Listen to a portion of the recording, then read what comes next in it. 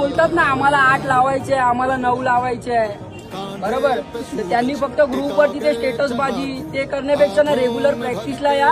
2019 आठवा, मग 22, मग 23 कसे पडलेलो 8 लावताना लागलेले सक्सेस आपण खूप कमी वर्षात केलंय. पण तो स्ट्रगल किती केलाय ना तो आपल्यालाच माहिती आहे ना. अजून जर स्ट्रगल केला तर स्ट्रगल होऊ दे, पडता लागणार पोरांना ठीक आहे, पण जो कंट्रोल तुम्ही जर मनातून हरलात ना तर मग आपण पुढे काहीच नाही करू शकत. समजलं? फक्त एवढं लक्षात ठेवा की जोपर्यंत माझ्या वरचा उतरत ना तोपर्यंत जितकं सोडायची नाही. माणसं किती टाळ्या वाजवते, ट्राय लागल्यावर टाळ्या वाजतात. समजला?